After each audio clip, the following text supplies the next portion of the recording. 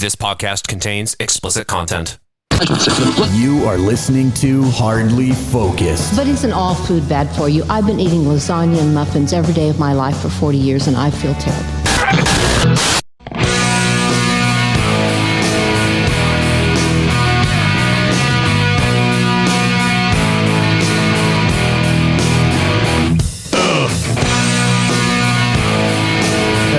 Focus. Thank you for checking us out. You can get us at harleyfocus.com on your favorite podcast app. We're on the YouTube.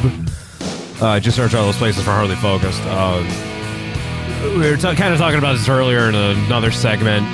Zach, I think you had brought it up. The family that's been hiding in a bunker that finally emerges and emerges into a world that's unfamiliar and scary.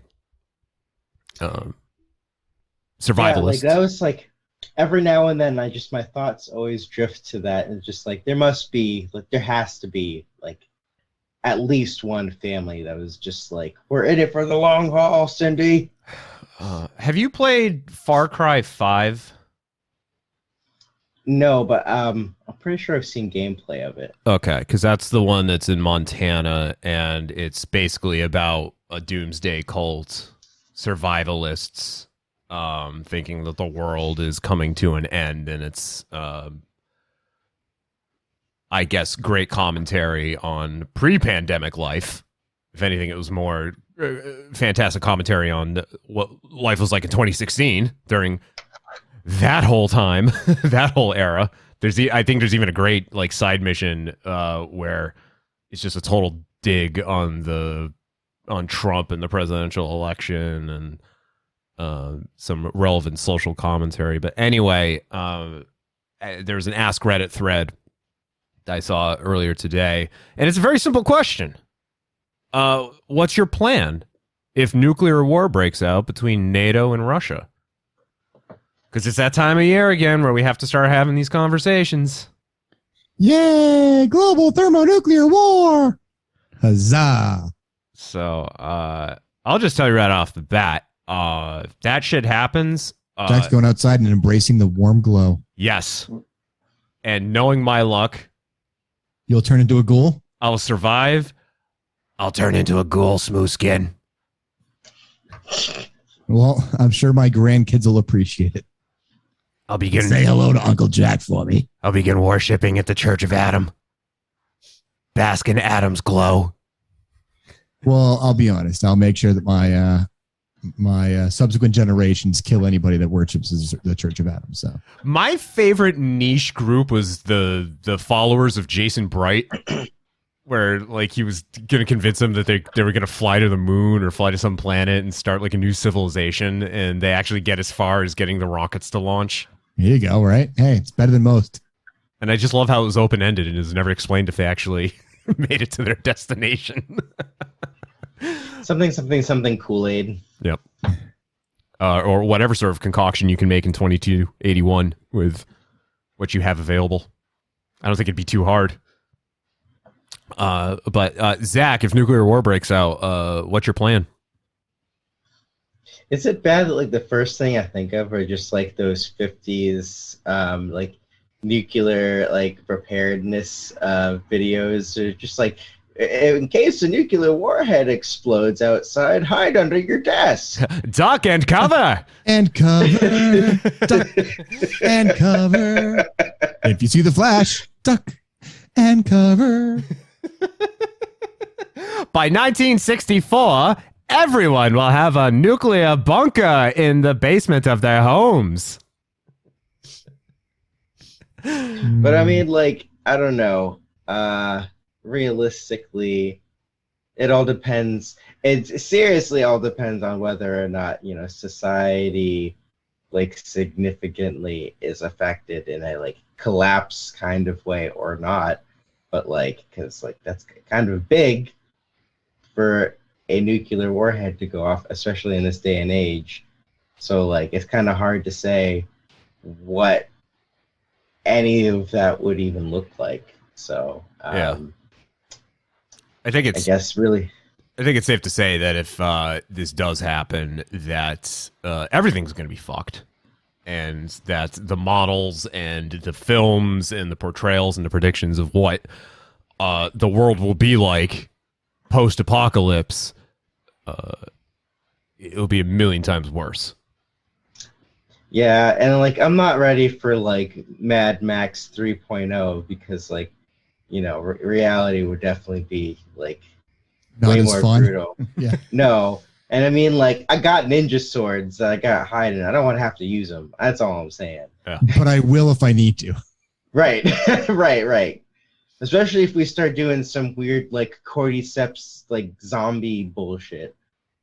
Oh, I'm glad you said that. The trailer for The Last of Us I dropped actually yesterday. I have not played the games. I saw that trailer because you posted about it, and I actually really want to watch the show because it looks interesting. Yeah, the trailer, everything that they show in the trailer is straight out of the game. So Straight out of Compton. So you might not even have to play the game. Oh, that's good. Good to know. I'm really hoping. Oh God, I'm hoping that the entirety of the first episode is the opening sequence of the game, because that I've played this game like 4 times now, and it came out 10 years ago, and every single fucking time that opening sequence just leaves me an emotional disaster. So there's a high degree of expectation for how they're going to pull it off on the live action series, coupled with the fact that it's by the same people who did Chernobyl, which is a masterpiece. Oh my God. As soon as I heard that, I was like, I don't care if I don't give a shit about the game. Not that I don't, but that right there, like that bar is fucking high. Yeah. That second episode of Chernobyl. Oh my God. Oh, the whole damn series. Yeah. But the second episode especially, I mean, that's up there with like greatest hours in the history of the medium that is television. Episode 2 of Chernobyl. What does the dosimeter say? 3.6 Rontgen, but that's as high as the meter. 3.6. Not great, not terrible. And I believe wasn't the actual Roentgen count 21,000 at the actual area of the core, the exposed core? Yeah. Yeah. Yeah, Zach, if you haven't watched Chernobyl, you should. Yeah, it's only 6 episodes. Oh, okay. Yeah, it's HBO Max. Yep. Okay, then, yeah, so, I got that. Okay, you got that. Yeah, 6 episodes. Honestly, for me, I kind of, although that episode is amazing, I do like the courtroom scene where he's explaining things like, this is why things got fucked up. And I don't care if I'm going to go down for this, but like point blank, he's like, and this is what it is. It's all about balance. And we got this, and we got this, and we got this. And it splices back to a lot of the episode 2 scenes too, which I think is why I like it as well. So. Yeah. Spoiler alert, Chernobyl exploded. Just want to let you know. I don't know if that, What? Yeah. It's kind of like spoiling Titanic, I know. That's the thing. I was explaining it recently, and I really didn't feel like I was spoiling anything, because like we all know what happens. But I do it's not a spoil. It's one of those you're like, well, it's not necessarily a documentary. It's a docudrama. Yeah, is the best way to describe it, because they take liberties with some things, but it's as accurate sometimes as it can be, because it literally happened behind the Iron Curtain, where they literally to this day have only admitted that 31 people died. Yeah. There's a scene, I think it's at the end of the first episode, when the explosion has happened, and like everyone it was like Pripyat, or Yep. I think it was Pripyat, Yep. and they're all outside, like just checking out what's going on, and then the fallout, like quite literally, the radioactive fallout starts to fall, and like the kids are all running around thinking that it's snowing, and I think it's implied at that point, like all these people died. Yeah, if they didn't die, they've got some hella cancers. Right. And they include the actual news broadcast too of Russian state-controlled television announcing that there was a fire at the plant, because at the time fire. That was their only time acknowledging it, and they're like trying their best to cover it up. Like, bro, no, it's not going to happen. Yeah, I remember watching a whole documentary on it, so I know how fucked that whole situation was and is still, because they still don't really want to talk about it. I mean, if you want to talk about nuclear war, I mean, when all is said and done, everything's going to look like Pripyat. Yeah, I mean, like, that's a pretty visceral example. I mean, that's part of the reason why I'm just like, what does our nuclear infrastructure look like? Are we actually taking care of things? Should I be keeping myself up at night? I believe we are. I'm not sure the other side is, based on all of the equipment they're shuffling around in Ukraine. That I've got to worry about. Yeah, especially all of the shelling near like the nuclear reactors, like intentionally. Yeah. It's like, that makes sense. So whenever nuclear war becomes a big topic again, because either North Korea starts flexing their tiny dicks, or now tiny dick, or now we've got everything going on with Russia and Ukraine. I noticed that the film The Day After will start showing up on TV, which, like, I tell everyone, like, you should watch this. It's pretty frightening, but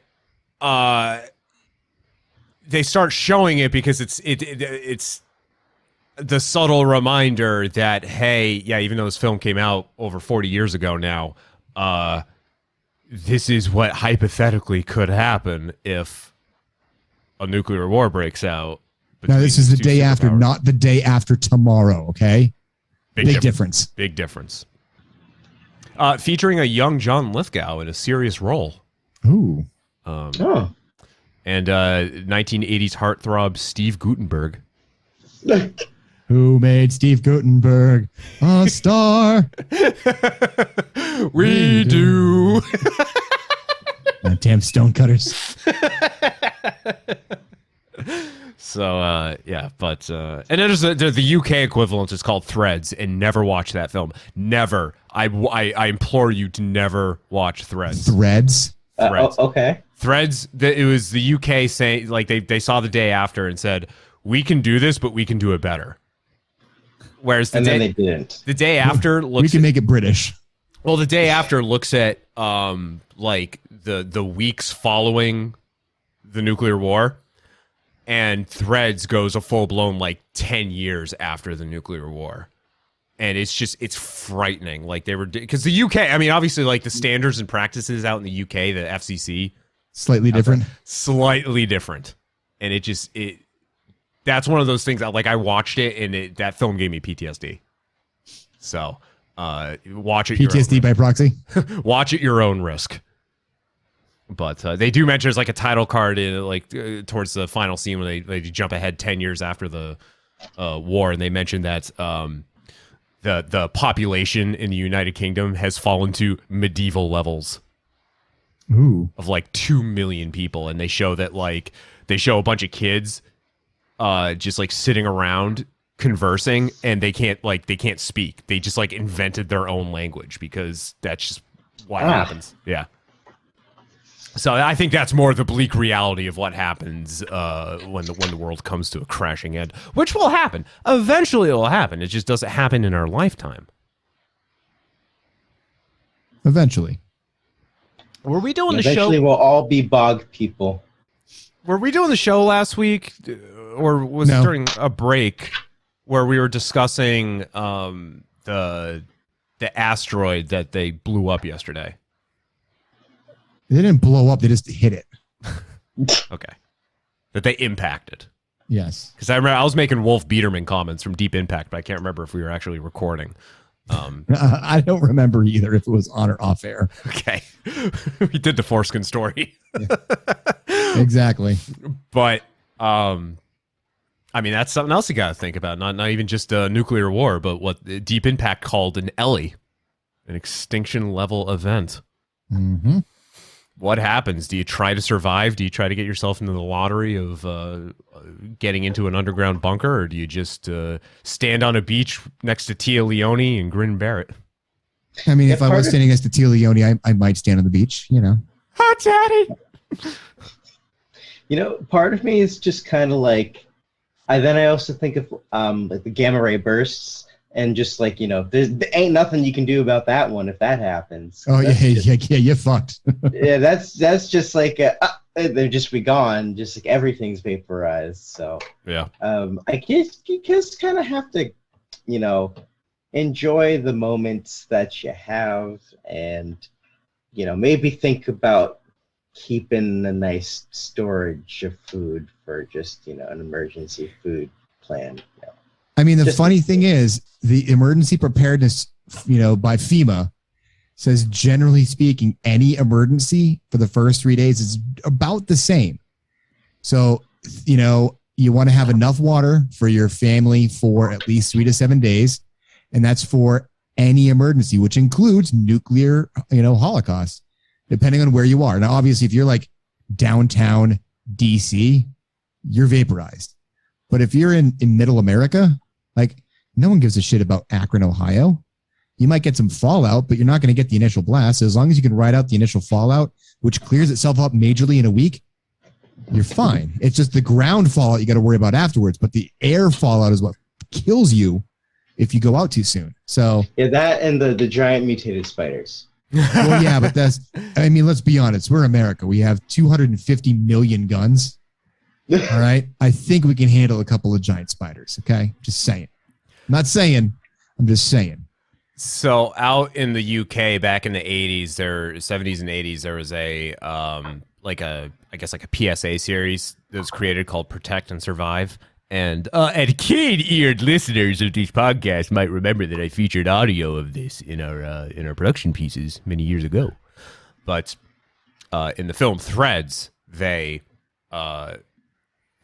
before the war happens, while people are going about their day-to-day lives, you can hear these playing in the background because all of a sudden, you know, with the threat of nuclear war looming, they started playing just like on a loop these Protect and Survive PSAs. So here's what, like we were talking earlier about, like, you know, the mid 20th century, like the old film reels about, like, you know, duck and cover, but these were the literal, like, hey, we've never experienced this before, but we're gonna come up with PSAs to, you know, try to cover our asses, even though in reality we're not going to be able to. So here's just an example of one. I do want to point out that the user who posted this 15 years ago, by the way, that their profile picture is that of our favorite Vault Boy. Ooh. So here we go.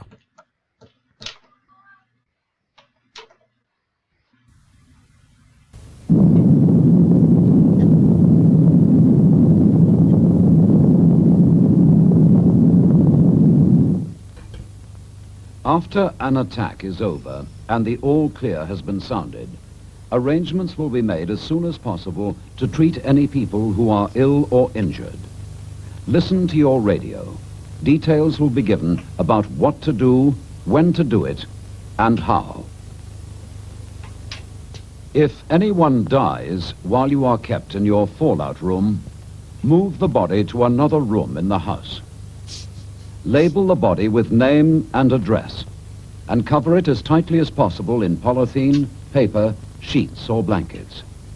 Tie a second card to the covering. The radio will advise you what to do about taking the body away for burial.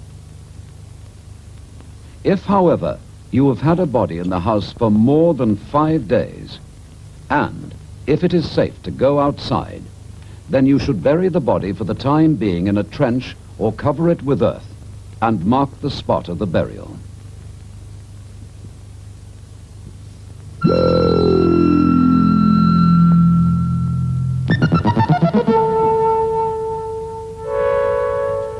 Yeah, let's just end that with the most frightening fucking music ever. I It's the feel best move. safe now. Yeah. There's a lot of optimism in this. Like, I get they're trying, like, hey, we need to obviously get people aware, and we don't actually know if any of this is feasible, but like there's some duty that they're held to do it. I do like how they keep referring to, like, you know, clearly the person who's going to be, like, you know, their loved one as just the body. The body. They show this in Threads, by the way, because they actually show like people who are following the Protect and Survive PSAs to a T after the attack happens, and it's a complete disaster. Especially like the the covering the bodies and trying to make do with that. It very clearly falls apart very fast. Not surprised. You're gonna have a bad time, okay? So don't be surprised if these 1970s PSAs start showing up on TV. There's also updated a little bit for 2022. Yeah, how close are we to minutes to midnight here? There's see if I can find it. I don't know if I can, but there's a guy from the BBC, who like pre-recorded a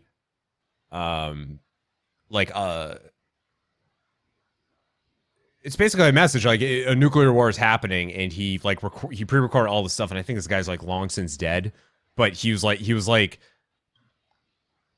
the voice of the BBC for big events, because he had that sort of like calming but direct official voice. So the guy who announced when the Queen died is like the BBC's go-to person for announcing big events. So this would be the guy in modern times to record such an announcement. There's like someone that the BBC just designates as, you are the one who will announce this to the entire country when the time comes. You read all of the bad news. but your voice is just so pleasant. It's on. It might even be on. Might even be on Wikipedia. Actually, now that I think about it, I'm not going to try to find it. But of course, I try to do a search on YouTube, and guess what fucking comes up? Threads. Yeah. The entire fucking film. And also, side note, it's 100 seconds to midnight now. They've moved it up since 100 seconds. Yeah, we're not even 2 minutes. It's 100 seconds. So, is it also bad that like I hear that phrase and then immediately think of Iron Maiden? 2 minutes to midnight. Yes, exactly. So out in the UK, they call it a 4-minute warning, because that's how many minutes they have, because they're so close to Russia. Because they're so close. That sounds way too polite. But out in the US, as I learned from the day after, it's 30 minutes. So yeah, we generally have a lot more because it's got to go intercontinental. ICBM. Peter Donaldson was the name of the BBC broadcaster. Here it is. I found it. This is a genuine pre-recorded announcement to be broadcast by the BBC in the event of a nuclear attack on the United Kingdom. Okay, here we go. And I gotta say, their graphics that they use are just so pleasant. They just don't want to scare people, even though like you're gonna die. Oh, which one do we want to do? Do we want to do the more recent one, or do we want to do the 1980s version? I feel like the 1980s version is the one that actually could have aired because of nuclear holocaust. The recent one, I feel like maybe a bit more polished. Yeah. A little too PC, if you will. Yeah. for this era. We don't want to offend people, even though everyone's going to die imminently. They have like a... Yeah. Yes. We don't want to potentially offend those who will survive. Because they might all turn into cats, thanks to radiation. Okay, here we go. Here's the old version. This is the Wartime Broadcasting Service. This country has been attacked with nuclear weapons. Communications have been severely disrupted, and the number of casualties and the extent of the damage are not yet known. We shall bring you further information as soon as possible. Meanwhile, Stay tuned to this wavelength, stay calm, and stay in your own house. Remember, there's nothing to be gained by trying to get away. By leaving your homes, you could be exposing yourselves to greater danger. If you leave, you may find yourselves without food, without water, without accommodation, and without protection. We shall be on the air every hour on the hour. Stay tuned to this wavelength, but switch your radios off now to save your batteries. That is the end of this broadcast. Wow. That's legit. Damn. Yeah. They're just so blunt about it, too. Well, it's that British kind of stiff upper lip, you know? Yeah. Don't fuck around. Don't muck about. Mike, I didn't ask you. What would you do if nuclear war broke out? What's your plan? I kind of depends. I'd say, I mean, I've got kids. It's a little harder to just kind of like bug out. Maybe if the roads aren't packed, try to head up to middle New Hampshire a little bit. There's family up there. Otherwise, I mean, Boston is really the only location that's going to get hit locally. And that wind travels east. So we're relatively safe. It's just, you know, dealing with a bunch of asshole kids for a couple of days in a house, which we've done for 2 years. So, I mean, other than that, like, you know, but board up the doors, board up the windows and wait for the impending, you know, mob to show up. I don't know. I think it's impressive that you actually like plan to survive. Are you going to save up your bottle caps? Oh, believe me, sir, I've already saved up some bottle caps. Thank you very much. I know how to future plan. Okay. Do you remember in the old studio at my parents' house, we actually had a pile of bottle caps growing for this exact reason? Got to be prepared, man. Am I the only one who just wants to die? Maybe. Okay. That's a very existential question, Jack. I just want to die, man. I don't want to live on this planet anymore. But yeah, okay. So, yeah, no, I guess that's me. And the only one that just doesn't want to deal with the post-apocalyptic world. I mean, it just like, it'll be fast. I'm sure I'll be vaporized. I might get a little hot for a minute, but. I mean, I feel like it's just going to be like a deep sigh, like slowly putting on ripped shirt as bandana, taking out weaponry, going outside. It's just like, here we go again. That's just what I feel like it's just going to be. It's just like, well, I'm not going to just like, I can't just like lay down and die. Like, I know that that's like inside me. It's just not something I can do. So like, if I'm going to be alive, like I'm damn well going to be like going down fighting and trying to survive as long as possible. Yeah. Because who knows, you might like 30, 40 years, you might have like a mountain village and you just happen to be like the village's like yogi the elder stage, right? Because you survived long enough and you like, you know, remembered and carried like a Hooked on Phonics book like along with you and like a copy of like Forrest Gump. Talk to Elder Z. He's from the old times. Some of us were even alive when the war happened. So, okay, so like we're having fun with this, right? But there's at the end of Threads, there is a scene when they jump ahead 10 years where there's like a bombed out like church or schoolhouse or something. It's a bunch of kids. Now they're able to restore electricity, but they're doing it through like using like, you know, fucking what do you call it, like with the river and the thing? Hydroelectric. Thank you. Yeah, that's the thing with the river. Are you talking about like a water wheel and a dam? Is that what? I have COVID. I have an excuse. Remember, Jack, don't lick the doorknobs. Just want to just say that. Just no context. I've got brain fog. Yeah, so like they're using that, they're using steam power, but they're able to bring back like some degree of electricity. So it's a bunch of kids who are gathered around a TV and they're watching like, you know, the British version of PBS, watching some like educational program. BBC4. And then there's a woman who very clearly has been around since before the war, and I guarantee you she's probably 30, but because of radiation and everything, she's aged prematurely, and she's sitting there and she's just mouthing along to what they're doing on the show, and that's how kids are learning language, and that's how they're learning how to speak, is just watching this like the one VHS tape that they can find. They're just watching it over and over and over again, because that's it. That's how you can do it. So I feel like that's like the cartoon equivalent of just like when you have like the little dream cloud, and it's just like a cooked ham that's just going on in there. Just a bunch of symbols that are appearing. Yes. Like a screw and a baseball. Exactly. Like a chocolate bar and a cardboard box. Thank you. Anyway. So that is it. If the world ends, I guess I'm outnumbered in terms of survival. But knowing my luck, I'll be like literally standing in an impact point, and I'll live.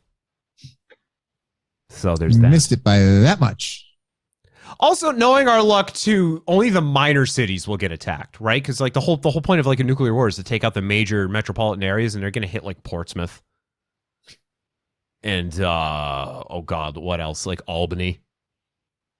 Well, let's see. There's the Portsmouth Naval Yard, so that's that there. There's also, I believe, is the Yankee nuclear reactor still online up in New Hampshire too? Like you hit that right there, and I think there's a nuclear power plant up at northern New York. You hit that, and isn't there one in like Fall River, near Fall River? I think Fall River might have one still. Okay. I mean, everybody freaks out about it, but these are the nuclear power plants that aren't built like Chernobyl, so they have what's called safeguards. And a little thing called OSHA. I love how you worded that though. Just a little thing. Come with me, and you'll be in a world of OSHA violations. Weren't they like worried about like did they actually want to take all these things offline? Like take the nuclear plants offline? Everybody's worried about the nuclear plants going offline, but honestly, the amount of people that die from nuclear radiation compared to the people that die early from, the soot and shit from coal plants, I'll take the nuke. Here you go. Here's a great line from the day after that's relevant and featuring a young John Lithgow, where they talk about impact points. As far as Missouri. All free to watch on YouTube. Make it pretty, Ollie. This is my last trim as a free man. I'm getting married tomorrow. Are you? Yep. Well, congratulations, now. Who knows? The president's speaking on television at 6 tonight. Maybe he'll tell us something new. They'll tell us what they want us to hear. Keep the panic at the low sweat stage. I really don't think either side wants to be the first to use a nuclear device. You know, it's not a question of who, but where. Over whose real estate. Say we explode a nuclear bomb over their troops on our side. The fallout had better not drift over to their side. They're crazy. How do they expect it's going to stop with just one bomb? You want to know what crazy is? Crazy's not staying out of other people's business. We shouldn't be over there in the first place. Well, maybe they'll contain it. After all, I've still got symphony tickets for tonight. The thing that bothers me is that damn launch-on warning. What's that? That's when one side tells the other that they're going to fire their missiles as soon as they think the other guy's missiles are already on the way. You know, use them or lose them. What do you really think the chances of something like that happening way the hell out here in the middle of nowhere? Nowhere? There's no nowhere anymore. You're sitting next to the Whiteman Air Force Base right now. That's about 150 Minuteman missile silos spread halfway down the state of Missouri. That's an awful lot of bullseyes.